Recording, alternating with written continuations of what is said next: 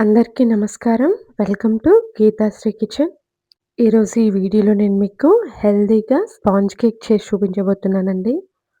ఈ కేక్‌ని మనం గోధుమ పిండితో చాలా ఈజీగా ప్రిపేర్ చేసుకోవచ్చండి.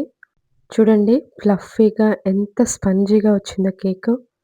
ఈ కేక్‌ని అసలు వంట రాని వాళ్ళు కూడా ఈజీగా ప్రిపేర్ చేసుకోవచ్చండి. స్నాక్ టైమ్‌లో ఇలా కేక్ పీస్‌ని ఇచ్చామంటే పిల్లలు హ్యాపీగా ఎంజాయ్ చేస్తూ తినేస్తారండి. లేట్ చేయకుండా ఈ హెల్తీ కేక్‌ని ఎలా తయారు చేసుకోవాలో చూపిస్తాను రండి. వీడియో చూసే ముందు ఒక లైక్ చేయండి. ముందుగా ఒక మిక్సీ జార్ తీసుకొని అందులోకి అరకప్పు వరకి పంచదార వేసుకొని ఈ విధంగా మిక్సీ పట్టి తీసుకోవాలండి. ఇప్పుడు ఇందులోకి 3 ఎగ్స్‌ని బ్రేక్ చేసి వేసుకోవాలండి. ఇక్కడ మీరు ఎగ్స్ వద్దు అనుకుంటే అదే కప్పుతో అరకప్పు వరకి పెరుగు వేసుకోవాలి. ఓ చిటికెడు సాల్టు అదే కప్పుతో పావు కప్పు వరకి ఆయిల్ వేసుకోవాలి. ఇప్పుడు ఇందులోకి 2 టేబుల్ స్పూన్ల వరకి కాచి చల్లార్చిన పాలు వేసుకొని ఈ విధంగా మిక్సీ పట్టి తీసుకోవాలండి.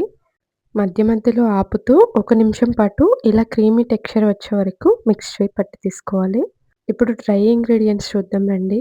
ముందుగా ఒక గిన్నె తీసుకొని అందులోకి 1 కప్పు దాకా గోధుమ పిండి వేసుకోవాలి.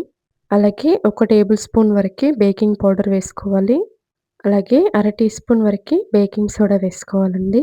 అలాగే పావు టీ స్పూన్ వరకి వెనిలా ఎసెన్స్ వేసుకొని ఇప్పుడు మనం ముందుగా మిక్సీ పట్టి పక్కన పెట్టుకున్న మిశ్రమాన్ని ఇందులో వేసుకోవాలి. ఇప్పుడు ఈ పిండి మొత్తం కలిసే విధంగా ఏదైనా స్పాచులాతో కానీ, గరిటెతో కానీ ఇక్కడ నేను చూపిస్తున్న విధంగా కట్ అండ్ ఫోల్డ్ మెథడ్‌లో కలుపుకోవాలి. ఇక్కడ నేను ఎగ్స్ వేస్తున్నాను కాబట్టి కంపల్సరీగా వెనిలా ఎసెన్స్ వేసుకున్నానండి. ఒకవేళ మీ దగ్గర వెనిలా ఎసెన్స్ లేకపోతే కొంచెం ఇలాచీ పౌడర్‌నైనా వేసుకోవచ్చు. ఒకవేళ మీకు ఎగ్స్‌కి బదులుగా పెరుగు వేసుకోవాలనిపిస్తే అదే కప్పుతో హాఫ్ కప్ వరకి పెరుగు వేసుకోండి. పిండిని మొత్తం కట్ అండ్ ఫోల్డ్ మెథడ్‌లో ఈ విధంగా బాగా కలుపుకోవాలండి. ఒకవేళ కన్సిస్టెన్సీ మరీ టైట్‌గా ఉంది అనుకుంటే కొద్దిగా కాచి చల్లార్చిన పాలు వేసుకొని కలుపుకోవాలండి. కన్సిస్టెన్సీ ఈ విధంగా ఉంటే సరిపోతుంది. ఇప్పుడు కేక్ బేక్ చేసుకునే ట్రేకి ఆయిల్ అప్లై చేసి పిండిని ఈ విధంగా అప్లై చేసుకోవాలి. ఇప్పుడు మనం ముందుగా ప్రిపేర్ చేసి పక్కన పెట్టుకున్న కేక్ బ్యాటర్‌ని ఇలా ట్రేలోకి వేసుకోవాలి. ఇప్పుడు అదే స్పాచులాతో ఇలా లైట్‌గా స్ప్రెడ్ చేసుకోవాలండి. అప్పుడే మనకి ఎయిర్ బబుల్స్ ఏమైనా ఉంటే పోతాయి. ఈ విధంగా కలుపుకుంటే బబుల్స్ ఏమైనా ఉంటే పోతాయండి. ఇప్పుడు దీనిపైన ఇక్కడ నేను కొన్ని టూటీ ఫ్రూటీ వేసుకుంటున్నానండి. మీ దగ్గర ఉంటే వేసుకోండి. లేదంటే స్కిప్ చేసేయండి. అలా డైరెక్ట్‌గా చేసుకున్నా బావుంటుందండి. ఇప్పుడు ఏదైనా అడుగు మందంగా ఉన్న కడాయిని కానీ, కుక్కర్‌ని కానీ ఈ విధంగా పెట్టేసుకోవాలి. స్టాండ్ పెట్టేసి మూత పెట్టి 10 నిమిషాల పాటు మీడియం ఫ్లేమ్‌లో ప్రీహీట్ చేసుకోవాలి. ఇక్కడ నేను 10 నిమిషాల తర్వాత మూత తీస్తున్నానండి. ఇప్పుడు మనం ముందుగా ప్రిపేర్ చేసి పక్కన పెట్టుకున్న కేక్ ట్రేని ఈ విధంగా పెట్టేసుకోవాలి. అంచులు ఎక్కడా తగలకుండా మూత పెట్టేసి 30-40 నిమిషాల పాటు కుక్ చేసుకోవాలండి.